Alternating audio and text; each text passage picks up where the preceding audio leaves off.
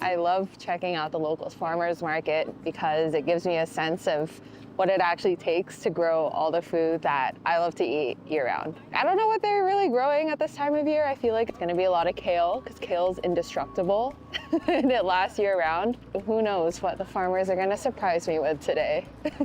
We've got carrots, we got potatoes. These are all wintered over. Fresh coming out of the ground right now. We've got asparagus. Nice. We got pak choy, we got green onions, a bunch of early greens. And then we've also still got apples and stuff from the fall. Oh, wow. So we're Clippers Organics. We're in the Okanagan. It's a Milkameen Valley down between Karamias and Osoyoos. What's the weather been like in that region? Not much moisture. We're in Canada's only arid desert. And then of course it's been more dry than normal. So that aspect is going to be a dry year. Yeah. Hopefully not all the fires that we had last year. Yeah. The winter was kind of harsh on us, just with the fact that we had a huge freeze in January after the trees were starting to push already. This year we've lost all of our soft fruit, so no peaches, apricots, nectarines. I had cherries and plums and apples still, just because everything was in bloom, and now we got -2. So, oh my God. So I don't know what's going to happen. So what does that mean for your summer crops? What do you? We have about 60 acres. Okay. Half of it's in tree fruit, half of it's in ground crops. So we do, right now our greenhouses are full of plants, tomatoes, melons, peppers, eggplants. So we still have that. So our stand is still going to be full. We're just not going to have all the fruit. What's your favorite thing here right now? The potatoes, German butter.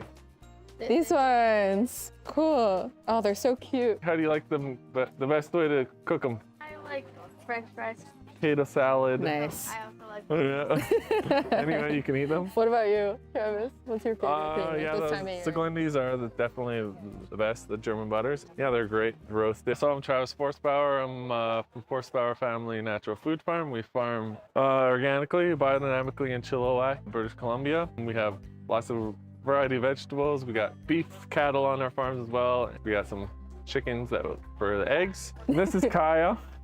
Yeah, she's on the farm with us too. Cool. One of our daughters. And then there's my dad's on the farm, my brother and his family, and my sister and her family. So how long have you been doing this for? So my parents have been farming since '70. My parents always said that the reason that they grow food is to create healthy people. Healthy food comes from healthy soil, and then hopefully be healthy, healthier than what we are now. Yeah. So, just like in society, there's a balance there, right? Just like in everything. Our goal is to facilitate that balance. That's how we farm. That's our philosophy, and that's important to us. So it's really inspiring because it's so selfless. It's not for them. It's for their families, but also their communities and the planet. Farmers are also really honest about how difficult it is, but even amidst the driest summers we've ever had and the fact that some farmers won't be able to grow any fruit this season, they were still smiling and had so much optimism about it. Good people out there are doing good work.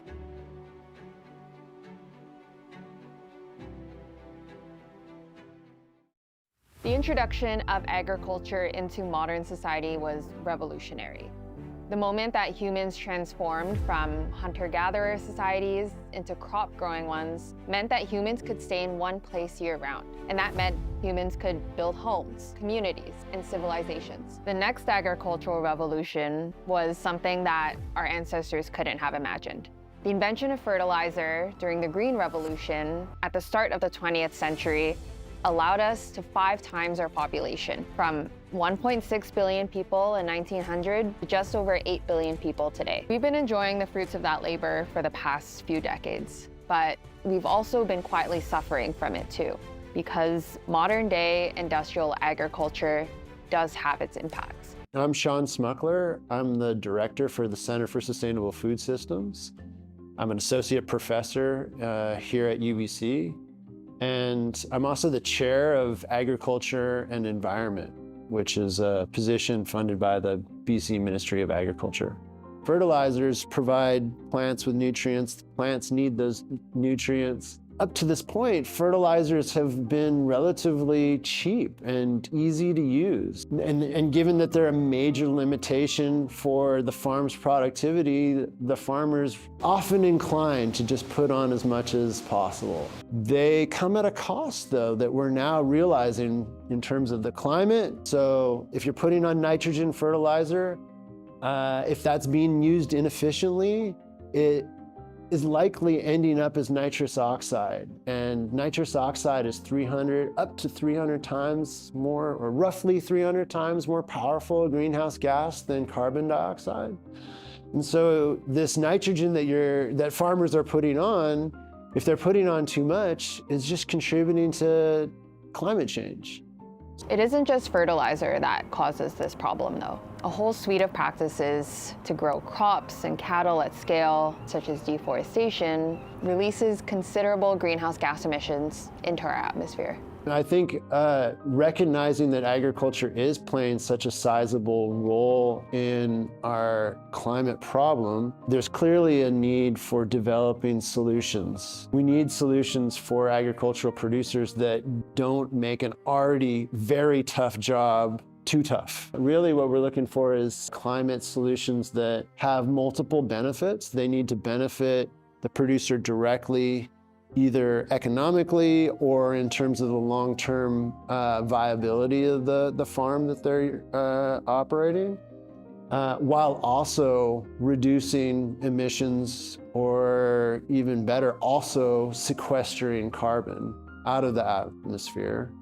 Everything that we've experienced until now of what farming is, it's kind of off the table. That roadmap that farmers grew up with, this is how the seasons work. This is seasonality. This is when the weather comes in. This is how variable it can be. All that is gone. We're working from an entirely new roadmap now. So these climate solutions have to account for that. What I just described is kind of an impossible task. There's all of these things that need to come together to form a better agricultural production system, and we just don't know what they are. We're very much on the cusp of the next agricultural revolution, where we're trying to figure out, how can agriculture not just be part of the problem, but more so be part of the solution? I spent my undergrad at UBC trying to find solutions. And it took me to some pretty cool places, like working on a hydroponic farm in Singapore and growing rice in the Philippines. And that's where I learned that agricultural solutions do exist. But the first step is to look locally.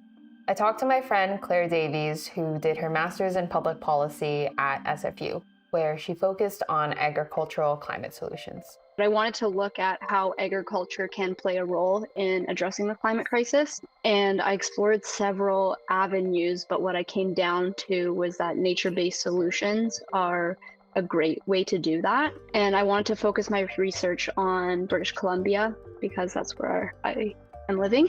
One of the most effective nature-based solutions within the province was cover crops. So the cover crops keep the soil covered during the winter time when we don't have production crops in the ground. And the goal is to keep the ground protected, keep it from eroding through wind and rain, and at the same time draw atmospheric carbon into the ground, hopefully increase soil carbon over time. The key is to be able to measure how much carbon dioxide, methane, and nitrous oxide are coming out of the ground and quantify that against how much carbon is being sequestered.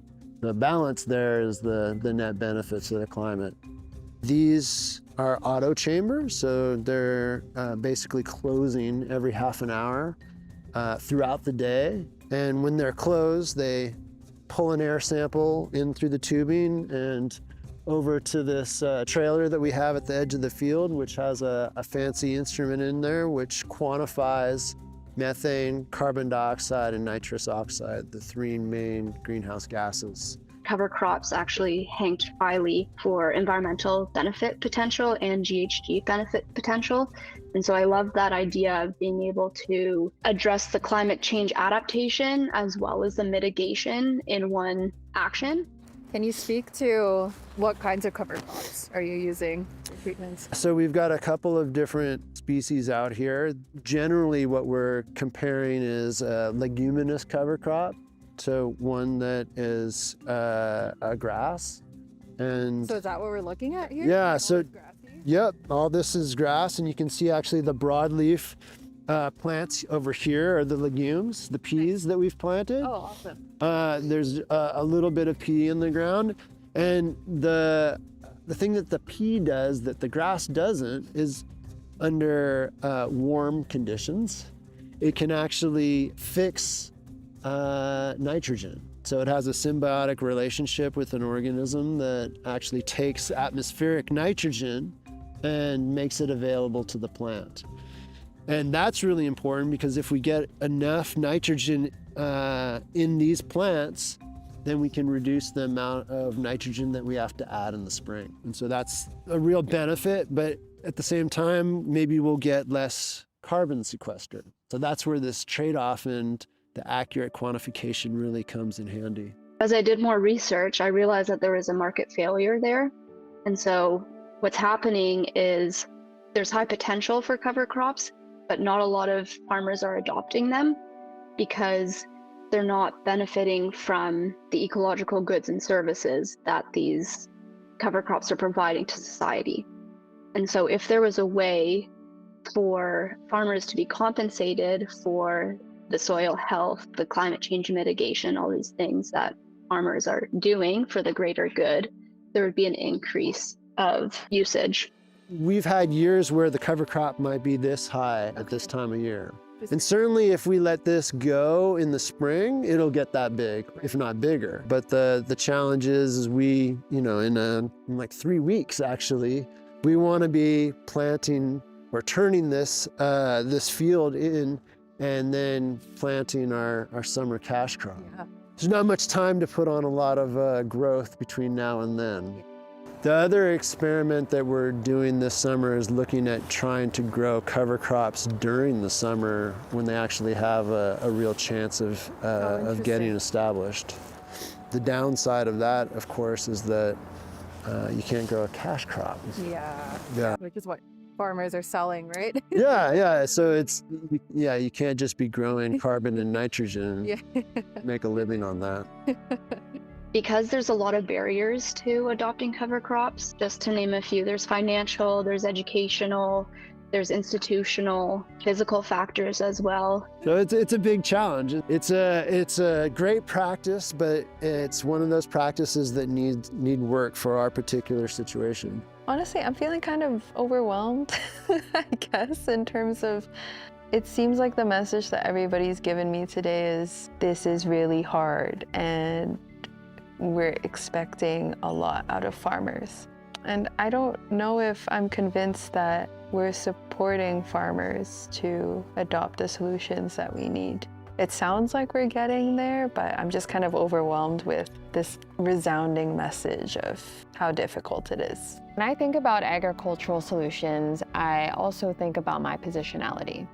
Because as a settler on these lands, I think it's worth asking, what has worked for thousands of years at the hands of Indigenous peoples? It was a question I first explored with my friend Emma in a book club I co-organized with her years ago. I reached out to a co-facilitator from that book club. His name is Shandin Pete. He researches Indigenous science philosophies at UBC. So I'm Shandin Pete, University of British Columbia Assistant Professor of Teaching here at the Earth, Ocean, Atmospheric Sciences Department. Our lifeways have changed so much. Our economies that have been disrupted over the last 200 years, our social structure, everything is so different than what our ancestors had dealt with and how they had sort of assimilated data to knowledge. And it worked because of things that existed at that time, different realities. So we're sort of struggling. Well, I shouldn't say everyone's struggling. I feel like I struggle with trying to find sort of validation of knowledge from the past and how we can place it into today.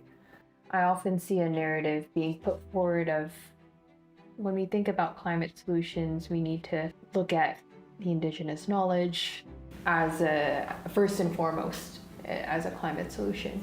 And so when you see narratives like that, what are kind of the first questions and first responses that come to mind for you when it comes to looking at indigenous knowledge systems as climate solutions? I would always advocate for universities and institutions to look at indigenous understandings of ecosystems, but I wouldn't advocate it as the only answer. I think the answer comes in, you know, a real strong co-development of how we view the world, and that takes a lot of breaking down of barriers of, I guess, inherent biases and stereotypes that have developed over the years. And so I think the science, I think, is pretty simple in a way. The science is very simple. It's the people that's harder to break the people down and let them accept certain things. And I think on both sides too, not just Western scientists, but also indigenous folks. We have a hard shell because of past trauma, and we don't necessarily want to let anybody in, if you know what I mean. And in that sense, what do you see the way forward looking like in co-development? And I think that's probably the greatest thing that anybody can bring to come up with solutions is just raw curiosity. So as far as co-development, I don't know what that looks like. You know, this climate change is so new to everybody. I don't know one person alive who's been through climate change to this degree. Yeah. Certainly there's been cultures and groups that have survived the ups and downs of nature, but those people are all gone. Yeah. And some of that knowledge gets passed forward from any cultural group, but decoding it and understanding the reality which they dealt with at that time, including the just the things that I said, economy, social structure, it's far different today. So arriving at solutions, it's a really dark, it's like this darkness that I can't see the solution. But what I see is the path forward is really a mutual understanding of how similar we are than dissimilar. That seems to be that's the beacon of hope, is I want to show people how our research traditions are similar rather than dissimilar. Now, historically, the Coast Salish weren't using industrial fertilizers to grow food. But they did thrive on food systems for thousands of years that also didn't impact our climate. And even though our world looks different now, I think it's still worth asking, what can we learn from the past in order to pave a different way forward? Hi, my name is Wendell. I'm a fourth-year student here at KPU studying sustainable agriculture. I'm in my last year of the program. I first met Wendell farming at our friend Steph's farm in South Burnaby. I was really inspired by her commitment to farming as a radical act, not just from the perspective of sustainability, but also inclusivity. What agricultural future do you hope for? I hope that the future of agriculture consists of more young farmers and more BIPOC farmers. I think would be amazing to see. I hope to see that all the people involved in the food system are justified and have the equal rights as we all do who have come here to grow our own food. I would love to see people being not removed from our food system, to be able to look at something and see how it's grown and who grew it. And to kind of just have that in mind when they are purchasing something in the grocery store. I would love to see more of an ecological way of looking at agriculture where nothing is forgotten. We're thinking about the soil and the animals and the critters and everyone that's really involved. And just overall, I think we can turn agriculture into a way that stewards the land, prioritizing Indigenous practices and Indigenous sovereignty as well. Just allowing communities to also grow food the way that they know how to grow it and how they want it to be grown as well. I grew up in the Philippines and I was raised on my grandfather's farm, and he was growing rice when I was there. And I once I found out that there was rice being grown in BC in the Lower Mainland by a farmer named Masa Shiroki, I was excited, to find that out, because I was like, whoa, I didn't expect rice to be grown in a cold climate region like BC. So I was really curious about, Yeah, like how he did it, like the methods on, how he was able to produce it. So I did my research study on growing rice here in Richmond, BC. I wanted to compare the yield of dry production rice versus wet production, which is like usually the normal way that rice is grown all over Asia. One of the major impacts of that is that flooded production produces like 10% of the global methane emissions in the world, and it also uses up a lot of like fresh water. And so they wanted to find kind of an alternative method to grow rice since it's such a staple food. And so dry field production was one of those options where it's essentially how how plants are grown normally, just above ground, dry, and you just water it. So the difference that I learned between those two systems was that dry field production obviously consumed less water, which was good, but the amount of weeds that came through was insane. And I think that's like one of the major restrictions for doing dry field production is that, like in a normal agriculture production system, like weeds are just always like a constant thing. I feel like you get at this interesting tension where, like in flooded production, which is how it's normally produced, it produces all these greenhouse gas emissions, but they're like, you don't worry about weeds, right? But then you're looking at this more sustainable option of like dry field that doesn't use as much water, and there are all these weeds that are growing. And so was your yield less as well? Yeah, totally. The yield was, so much less than my flooded production. It was almost incomparable. Wendell gets at the same tension here, that even in an academic research setting, which is a safe playground from the pressure of having to make money every growing season, sustainable practices still have trade-offs. I have high hopes for it. I really want it to be a thing. I would love to see it happen just because I think that it's important for us to have a local food system where people can actually see how their food is grown, especially for something like rice. And I feel like we can't rely on the global food chain anymore, or it's becoming more unreliable based on so many different things. I think it's important to start seeing the possibilities of how we could create the things that we need for the future of our system. I mean, talking about an impossible task, the margins in farming are really narrow. And there's a lot of red tape out there already. We have managed in terms of food safety, in terms of environmental regulations, in terms of labor, we've managed to make farmers' lives very complicated and hard. And so taking on a new practice is gonna require effort and time that a lot of farmers just don't have. That time is a luxury for most of us, and I would say for farmers, quite a luxury.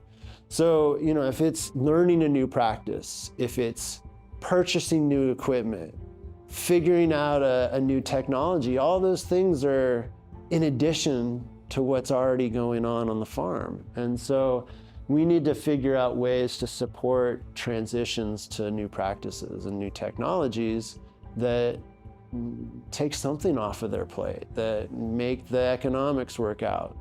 And there's lots of ways to do that. And the challenge is that all comes at a cost to somebody. And so, it really means that if we're asking for farmers to be part of our climate solution portfolio, we need to support them as a community. Society needs to put that money on the table. So what is society doing to make agriculture part of the solution rather than the problem?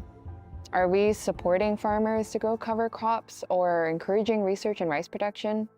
The answer is actually yes to both. But the primary way how, increasingly, is through carbon credits.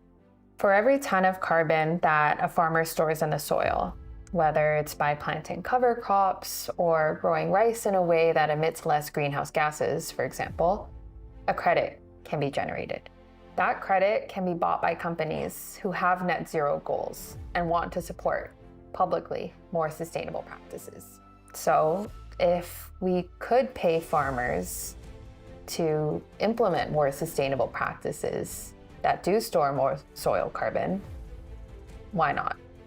Soil is definitely a promising way to improve our relationship to the climate. So soil is a living ecosystem. There are millions of organisms living in the soil that need carbon as an energy source. That carbon originates from the atmosphere. Through photosynthesis, plants are taking up carbon into their carbon dioxide for building blocks of their own biomass. That biomass ends up in the soil and decomposing through these organisms that live in the soil. That transformation of that carbon from that living plant tissue to what the soil organisms utilize as an energy source, that eventually can be locked away so that it doesn't actually return back into the atmosphere. But it's really important to understand that the sequestration of carbon is a byproduct of a dynamic process, and that we should really be thinking about carbon flowing through the soil system rather than just entering it and getting locked away. So it's really a much more complicated process than most people think of. It's not this just one-way carbon dioxide come in, stores away in the soil carbon bank forever. It definitely can be released back into the atmosphere, and we want it to. We want the soil organisms to be processing this carbon. We want healthy soils, and having those those organisms in the soil doing their thing makes for a healthy soil. When you see schemes that do try to incentivize farmers to adopt more sustainable practices, for example, through payment for ecosystem services or carbon offsets that are linked to how much carbon soil can store, what kinds of questions are coming up for you when you're thinking about these landscapes and how they're functioning? I mean, the thing that usually comes to mind is, what are the trade-offs? Are we capturing them? Are we anticipating the real benefits? Are we quantifying the real benefits accurately? And is it permanent?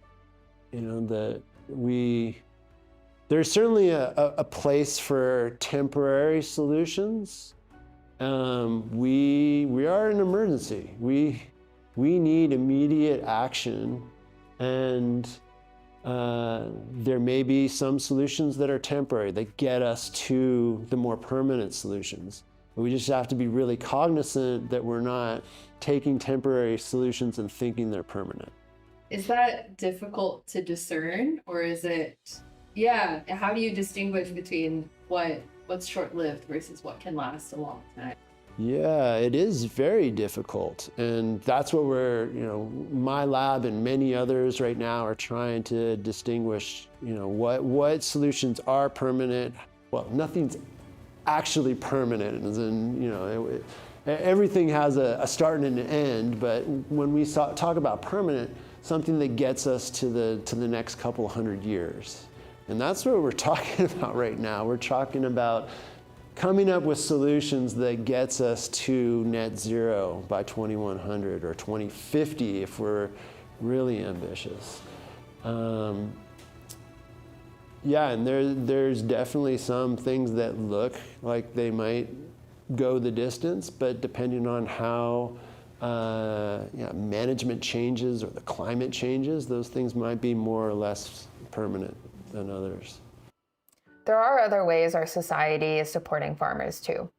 The Canadian government has put money on the table, and they'll have to keep doing so if they want to continue growing food in a changing climate. The day of my thesis defense, Canada's 2030 emissions reduction plan came out with an additional $780 million for nature smart solutions, deliver additional emissions reductions for nature-based solutions. There are a slew of nonprofits on the ground doing the work when governments and the private sector fall short.